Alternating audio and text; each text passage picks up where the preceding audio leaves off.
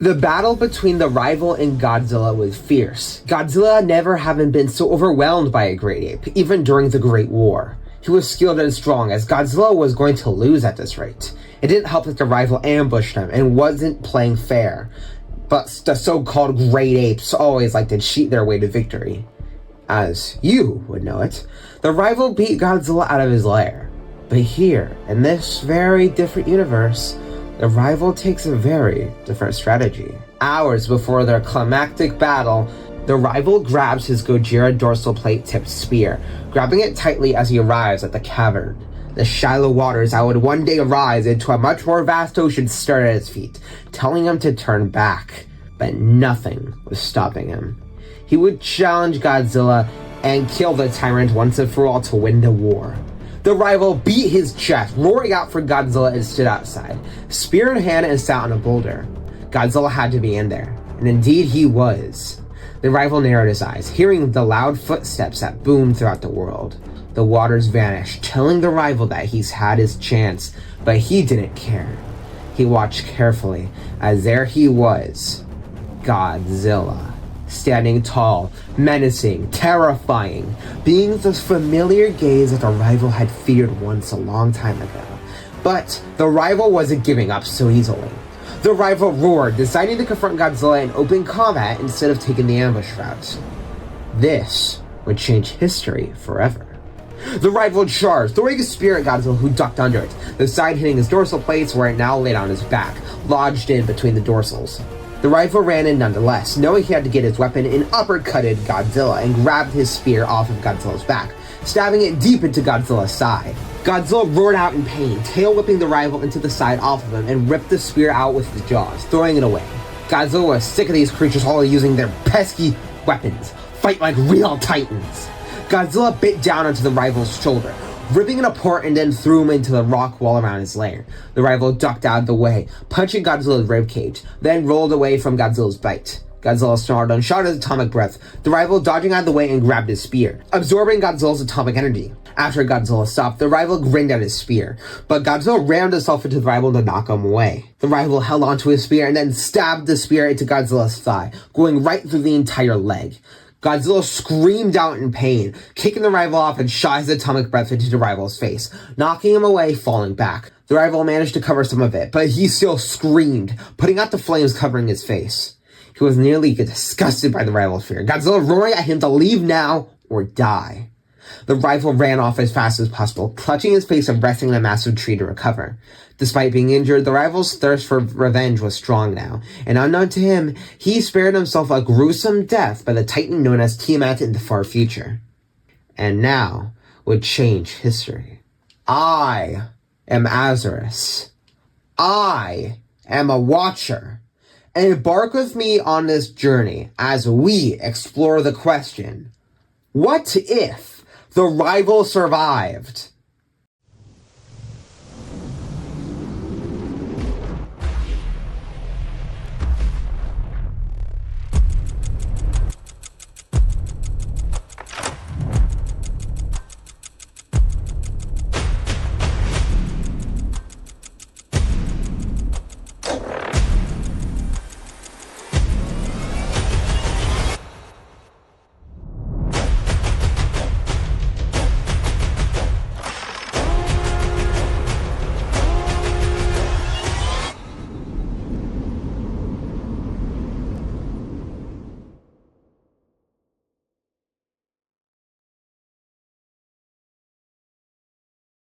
The rival left his hideout a few hours later, not wanting to be anywhere near Godzilla, let alone a Titan right now. His vision was blurred, every muscle in his face hurt. Just blinking felt like his bones were getting ripped apart. But he had to push forward. The rival arrived at a makeshift base he made up north where he had some weapons, being an axe with a dorsal plate and some other smaller ones that were useless right now. He gripped the axe and left, going toward a nearby hollow with a vortex. Hopefully Godzilla wouldn't come from there. This place would have more than enough to sustain him, and hopefully he could find more of the great apes down there. After the war ended, he heard rumors of the Scar King's army being locked up down here. If he wanted to bring down Godzilla, he would need them. Godzilla didn't have Anguirus, Dagon, or Mothra, or any of his little pesky friends to help him this time. This time, this war will be won by him alone. And if Scar King wasn't going to hand over his army, then he would be happy to take it. Foreshadowing. Occasionally, a critter that he nicknamed Doug would come up to snatch his kill, but he kicked him away and tried to kill him, but no matter what, Doug seemed to escape. It's annoying, but a waste of time to catch him. The rival continued his way throughout the Hollow Earth, having to work dogs as a steady food supply and searching for the Scar King. But despite having a goal in mind and a location to search, it took days. Those days became months, and soon became hundreds of years. The rival aged gracefully during his years and was still strong thanks to the energy from the Hollow Earth. Sometimes it felt like it was making him stronger, but he knew that was impossible. Only the Titans could absorb the energy of this world, while the Great Apes were only given their superior intelligence. But their higher intellect would be more than enough to let this world burn. The rival was now in modern day, around the early 11,000s. He was the king of his domain as of now, and he had yet to give up on finding the army. He slaughtered every apex predator in his area with ease and was now a symbol of fear to even the skull crawlers who knew to back off when they saw him. The rival is currently going to check one of his traps, now older and having some of his fur turning silver from his age. This hasn't stopped him, because as he goes to check on a trap, he sees a crushed warthog in a massive pit going into the abyss. The rival hadn't explored this yet and was curious, going down with his battle axe. He carried it at all times just in case Godzilla would ever show up. The rival went down, finding skulls of his fellow Great Apes. Whatever did this was strong, so he had to be careful. The rival continued, checking his surroundings in this foggy area. He didn't hear a soul, not a sound except the eerie silence in his own footsteps. But then he saw something. A footprint. It certainly wasn't his. Another Great Ape. It was an old track, but it was leading somewhere. They must have come here a while ago, if they're still alive. This was the chance to finally get the army. Hopefully Scar King died from old age or something after all this time. The rival continued through, marching into a tropical climate over a chasm. It led to what the rival could only describe as hell. Skeletons, dead titans, and even some ape skulls were around. Whoever did this was going to pay. Perhaps the Scar King was defeated and a new leader took over. The rival looked down, analyzing the area as he inhaled smoke, seeing nothing but one thing. Slaves. His own kind, starved and put to work. What was this madness? This wasn't army, this was labor. They should be training for war, not carrying stones. The rival jumped down, the Great Apes all looking up in shock of such a fit yet old Kong. The rival roared, challenging the leader of this prison. The Red Stripes all charged in to stop him. The rival punching one away with enough force it broke its skull. Every single cause froze, scared and at the same time hopeful for a new leader. Then he heard the bellowing roar, the Scar King, ordering silence. He walked out, looming over them from his throne. The rival beat his chest, roaring at Scar King to take his army. Scar King merely laughed, jumping down. The Scar King inspected the old ape. Being only slightly shorter, he recognized him. The rival, being Scar King's fiercest warrior in the early years of the war, or better known as the Gojira Slayer. A sight for his old eyes, but it seemed that he wasn't interested in joining him. The rival growled, demanding once again for what he came for, the army. Scar King stared at him with a blank expression before bursting out into laughter, the other Great Apes joining in fear. The Scar King asked again, taking out his crystal whip and slamming it to the ground. The rival is far from intimidated, ready to kill the Scar King.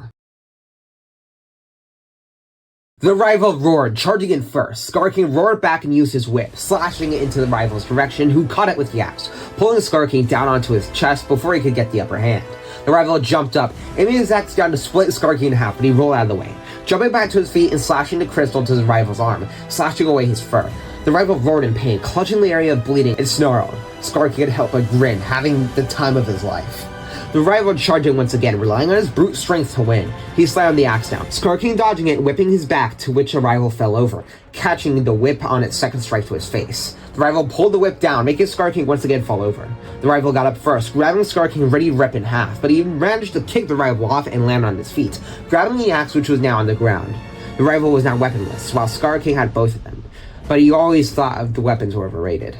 The rival charged in once again, dodging a strike from the whip and blocked the axe by holding onto its handle as Scar King tried to impale him, getting the old ape onto his knee. Victory was so close! And then the rival kicked Scar King in the crotch, making him howl in pain and lose his grip on the axe. The rival pulled it away, then whirled it in his hand for the right angle, slashed the axe up high at Scar King, cutting his chest. The Scar King roared out in pain, nearly falling down, but managed to get the crystal whip around his neck. Despite the injury, Scar King ignored it and did not want to lose just yet.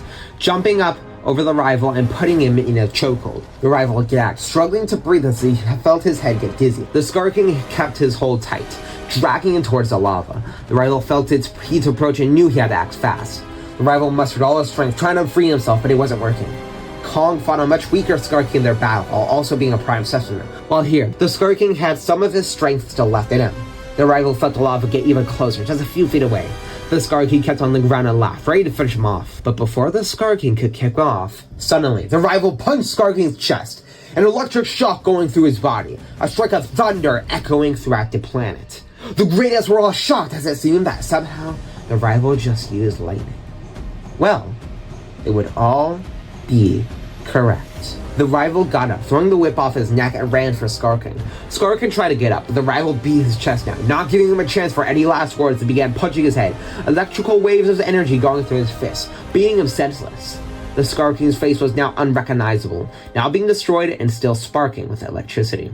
The rival stepped off of Scar King's lifeless chest, holding up the axe. And now the crystal weapon roared in victory, the Great Apes all roaring with him. It turns out that he was wrong. The Great Apes could absorb Hollow Earth energy. The rival wasn't quite sure how it was possible, but he had the powers that could rival the Titans.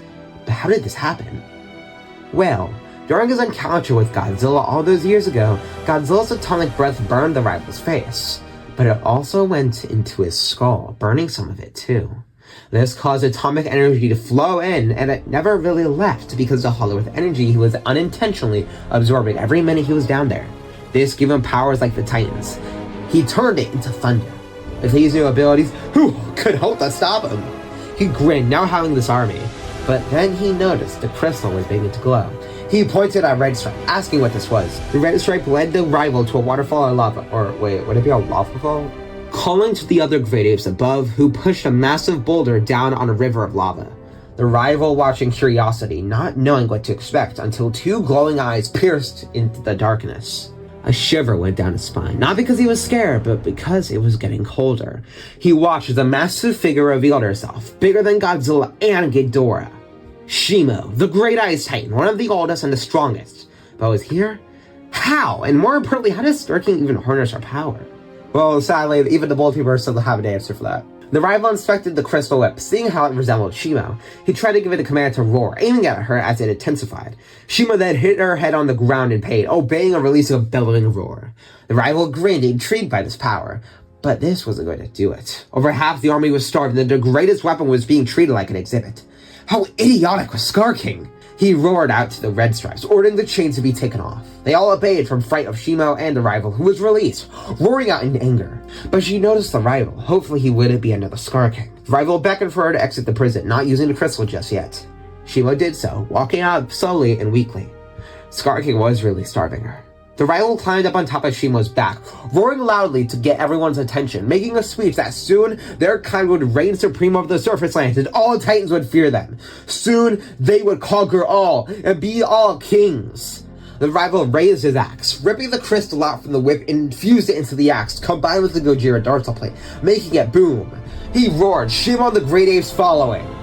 And now, the greatest army in history was formed. For the next centuries, the rival trained his army, teaching them battle strategies, combat skills, and how to make weapons. And to make sure they stayed fit, they went on hunting expeditions, causing many of the formerly starving Kongs to turn into powerful warriors. Unfortunately, they couldn't absorb the energy of the Hollow Earth like the rival could, but it was fine. And for Shimo, soon, she did as the commands without even needing him to use the crystals, and she generally began to like him. The rival made sure to promote loyalty instead of abuse, giving her food, water, and ability to walk around as she pleased, and more. The rival usually stayed in his throne room nowadays, as the Great Apes were now fine to train by themselves. The rival was growing stronger, even by sitting, wanting to absorb every bit of energy he could before his invasion across the globe. On this specific day, though, the rival was sitting on his throne, tapping his foot gently as electricity sparked around him. His fur was now white and silver, skin turning lighter. His age wasn't the only thing contributing to his change, but even the electrical powers were influencing his body, making him appear lighter and white. He sat patiently until he felt a vibration across his body, specifically his head. He waited for something to happen, but nothing. At least in the throne room, as outside, Shimo was going haywire. The rival heard the commotion and jumped down, seeing Shimo roaring in frustration at the exit of the prison. The rival felt a disturbance, and that couldn't be a coincidence neither. Perhaps the surface was in trouble, to which this would be the perfect opportunity. The rival summoned his army, beating his chest and announcing now was time. Everyone would be going, as the surface would be their new home. And indeed, the surface was in trouble, as the invader from the stars just released his alpha call. Ghidorah. Godzilla was in critical condition, resting in his home in his lair to recover. Serizawa, a brave man, sacrificed his life to save him, making him stronger than ever. Godzilla then went for Boston, as did all the other Titans, as if something was calling them there, to which it did. Madison had activated the Orca to summon the Titans into a kill zone for hopefully Godzilla to finish Ghidorah off once and for all and to save the other cities from the Titans. Ghidorah arrived first, terrorizing Madison to his own sadistic pleasure until Godzilla arrived to stop him. Monarch aircraft, along with the military, went out to assist the true king against Ghidorah. The battle was changing to Godzilla's favor as Mothra, the angel of the skies, arrived. But with an angel, there was always a demon. The fire demon Rodan struck Mothra before he could get Ghidorah. The two flying titans kept each other busy while they fought for their own king to win. Godzilla and Ghidorah get fighting, biting down to each other, ripping their scales off and roaring at each other in hatred. But soon, they heard an even louder roar. The two turned to the source, both hopeful it was the other titans coming to help their own sides. There was indeed a titan, but it was being led by an army of great apes. Not any great ape, but the rival. Godzilla was genuinely shocked, recognizing him, and was beyond pissed off. And Ghidorah's own three heads recognized Shimo, the one who froze him. Ghidorah threw Godzilla off, stumbling back. Ghidorah roared at Shimo, Shimo startling back. The two had a deep, ancient hatred for each other. The rival grinned, having his two biggest threats both in the exact same spot. This couldn't even go better for him. Ghidorah and Godzilla glanced at each other, hitting each other, but even these two knew when to work together and nodded, standing tall and roaring at the rival. Godzilla and Ghidorah called Mothra and Rodan back over, the two ready to assist, as now Godzilla and Ghidorah were gonna work together. The squad looked over at the army, the rival laughing. It was so humorous to think these titans, even when all of them were together, stood a chance against them. Oh well. The rival stopped himself from laughing and grinned, ordering the army to charge.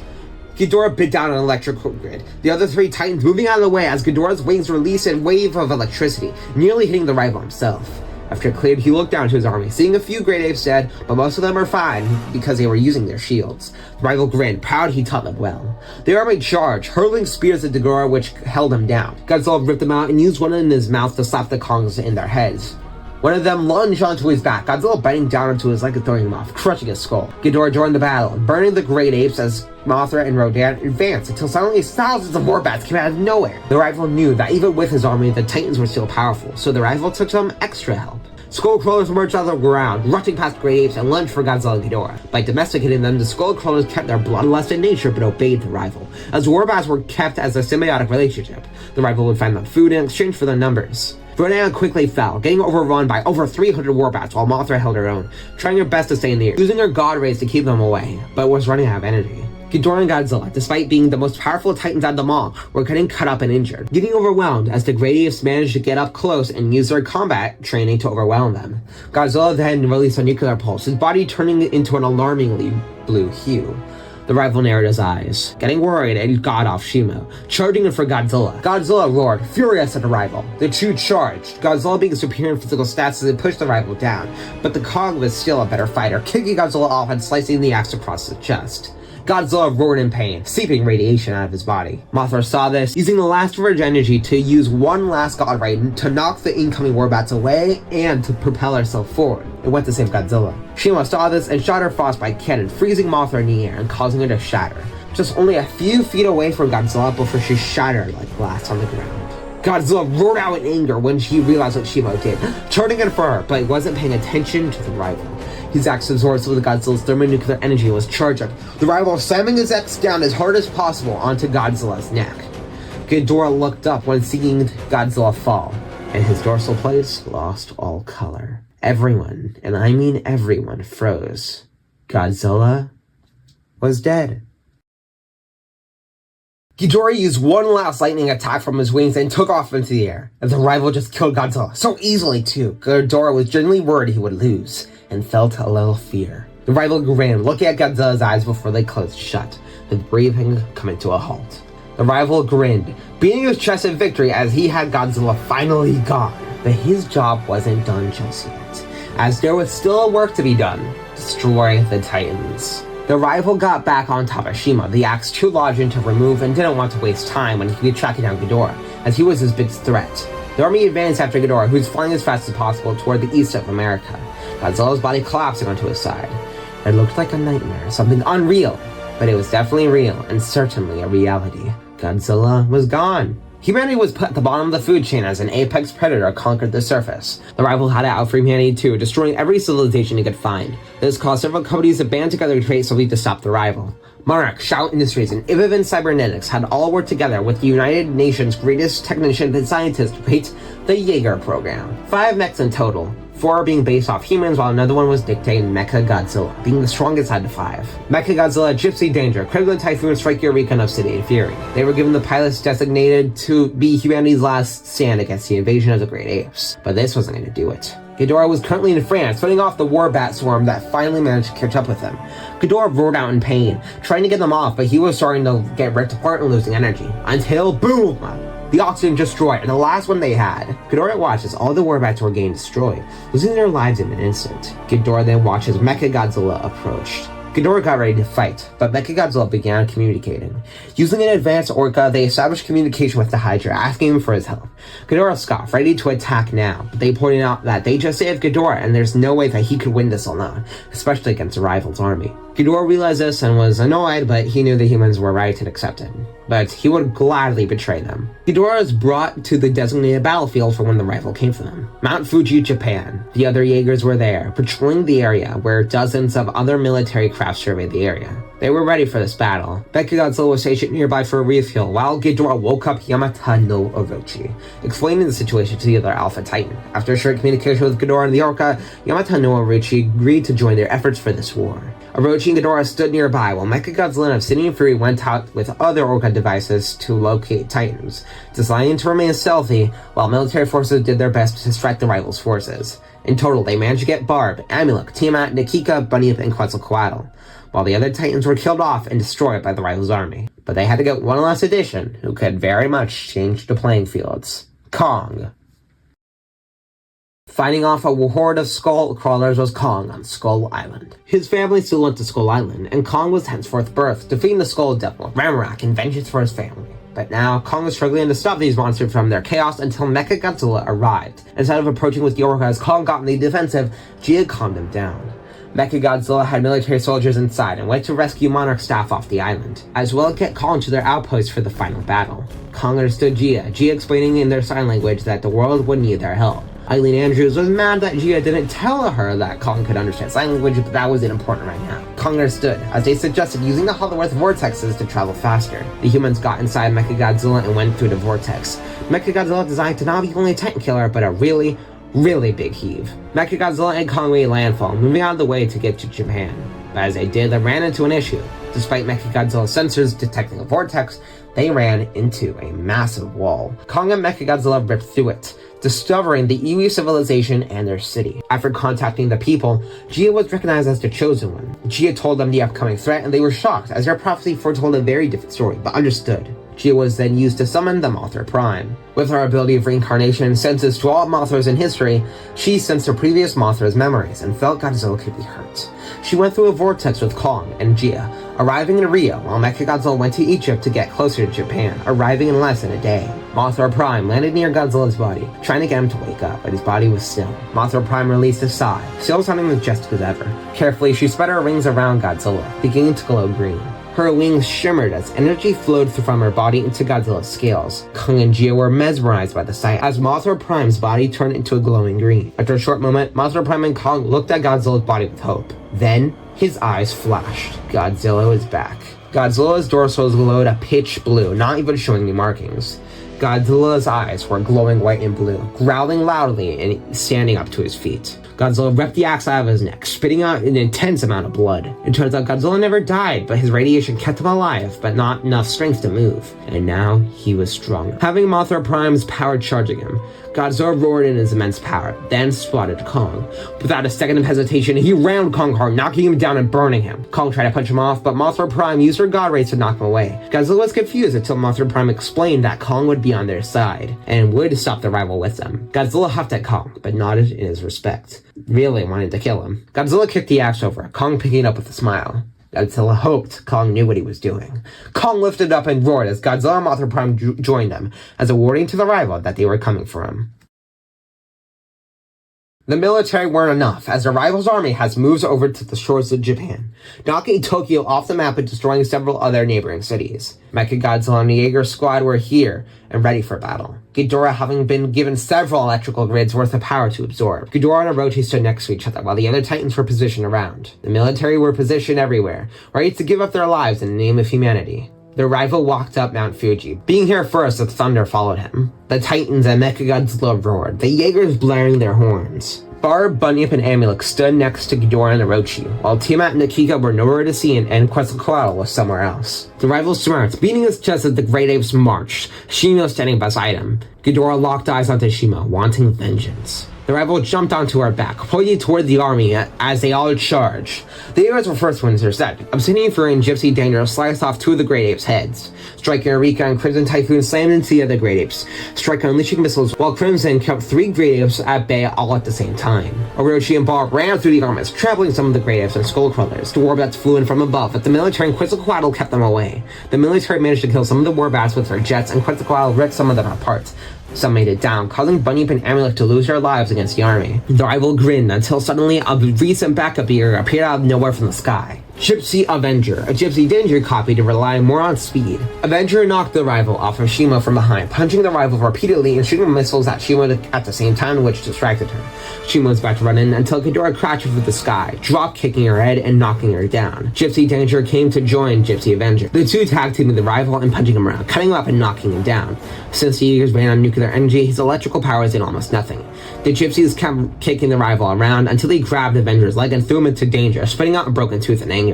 Quetzalcoatl striked, grabbing the rival's shoulders and digging tight, taking him into the air in an attempt to drop him from such a height that would kill him. But the rival siphoned his energy into a punch that shattered Quetzalcoatl's entire skull, causing her brain function to fail and make her crash, the rival using her as a shield before impact, causing Quetzalcoatl to go all over the place. The rival dusted himself off and ran after Striker Eureka, jumping onto his back and slowly grabbing his head. The pilot screamed in pain until the rival twisted off the Jaeger's head, then crushed it in his hands. The rivals roared in celebration, the rival taking a weapon and charging. Shimo's tail sliced Ghidorah's chest, knocking him away and shooting her frostbite cannon. Ghidorah dodged it in time and shot his own gravity beams, which knocked her over. He laughed, slithering forward and biting down into her body to absorb her energy. He ended up absorbing quite a bit of her radiation, but the rival arrived. The rival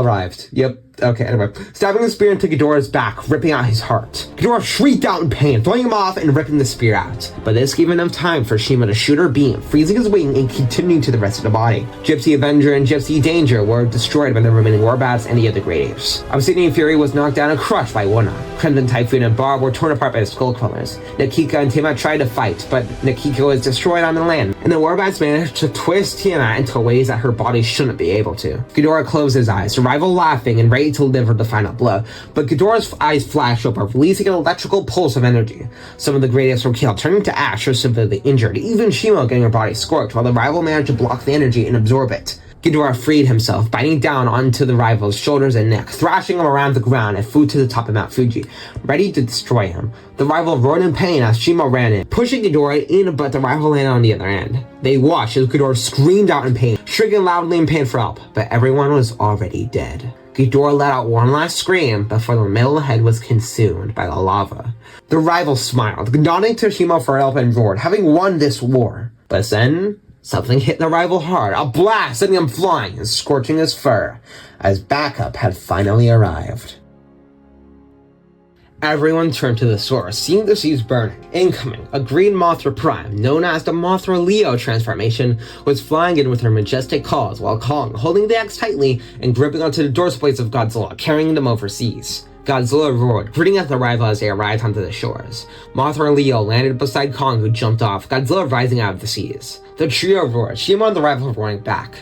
Remaining great apes charged, the rival wanting to see what this new Kong could do. Kong used the axe to slice open the great apes, kicking one down and splitting his skull open, doing a 360-degree turn and using the axe to rip open another one's chest. Mothra Leo using her god rays to send the other great apes flying toward Godzilla, who released a thermonuclear pulse which either burnt them away or destroyed parts of their bodies. Godzilla laughed, kicking a great ape high enough to knock their head off, scaring some of the other great apes. Godzilla roared, ready to continue, but Kong got in front of him, holding his hand to make him stop. He communicated with the other great apes, asking them to stop his madness and join them to stop the violence. But they were too loyal to the rival, running in and charging, but Godzilla shot his beam that sliced them all in half. Kong looked at Godzilla in frustration and only laughed at him. Looking back to the rival and Shimo, Kong roared at the rival to surrender, the axe having Shimo's crystal, which accidentally sent a command to her, making her slam her head in pain. The rival noticed it and growled, Godzilla telling Kong to keep using it. Mothra Leo flew in from behind, using her god rays to knock the rival away. Godzilla caught him in the air, body slamming him and getting ready to crunch his skull. The rival shook it off and sent an electrical punch into Godzilla's foot, knocking him away. Mothra Leo slashed at the rival's eye,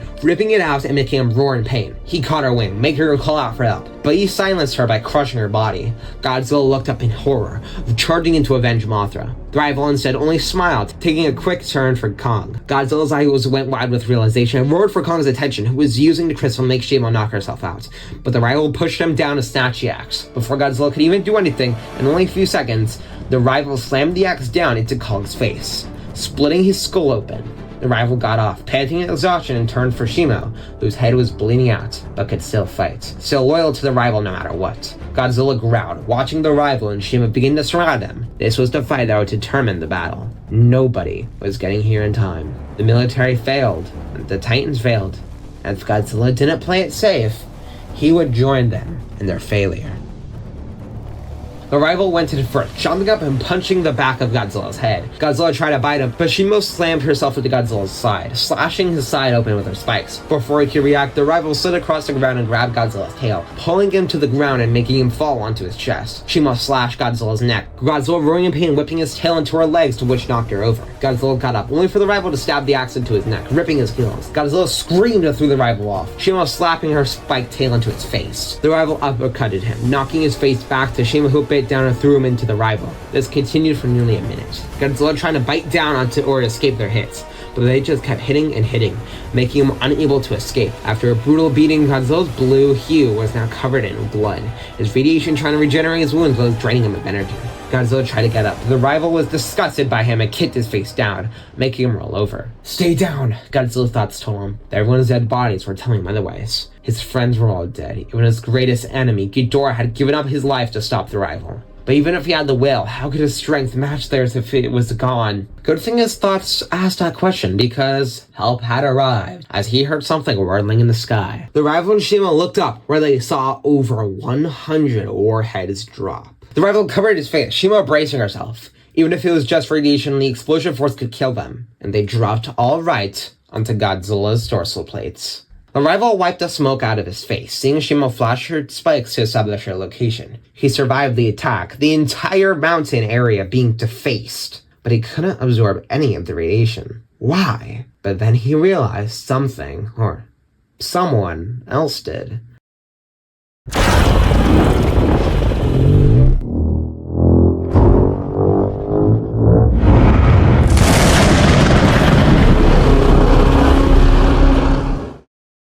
Godzilla. All of the smoke vanished as Godzilla roared, sending the smoke flying away to reveal his body. Now his scale was almost unseeable as blue and white covered him. The rival had an emotion he hasn't felt since he challenged Godzilla at the start. Fear. Godzilla rose, his dorsal blades shattered as radiation was seeping out of his back. Godzilla roared. Shimo the rival roared back. Godzilla then made himself into a ball, churning a beam. No, not a beam, something stronger. The rival braced himself as boom! A thermonuclear pulse sent them flying. Shimo was nearly disintegrated as the rival was set ablaze, being farther away. Godzilla roared at the two with victory, so close, charging up another pulse. The rival tried to run, but the pulse hit him, this time killing Shimo from the heat. The rival's arm was destroyed, his leg burning away. Godzilla slowly walked forward, having a massive grin over his face. The rival had genuine fear, trying to crawl himself away until Godzilla sank his claws into the rival's back, burning it and destroying his flesh from the inside. The rival roared in pain as Godzilla flipped him over, sitting on top of his chest. Godzilla snorted him, enraged at all the deaths the supposed great apes caused. The rival knew his fate was certain, knowing he couldn't win, roared out, Godzilla roaring back as a pulse ate them both alive. The last one standing was Godzilla in the end, his radiation slowly dying down, but was just still strong enough to fight, as he would need it. The rival's bones were even gone, as where he still lay now was just ash and dust, as he felt some of the waters begin to run in from the coast of Japan, as those nuclear warheads had destroyed everything. But then, boom! Godzilla turned around, seeing Mount Fuji be destroyed. Godzilla growled, ready for whatever was here, until his eyes locked onto a massive wing. No! No, no, no! The wing crackled red, his golden scales now being red. Godzilla looked up, as looming over was King Ghidorah, now absorbing the radiation from Oroshi's slumber to supercharge himself, gaining powers of the element of fire. As the three pairs of eyes glowed red, Godzilla sighed, ready for this battle. Ghidorah roared, Godzilla huffing back, standing straight and his back's glowing intensified. The end.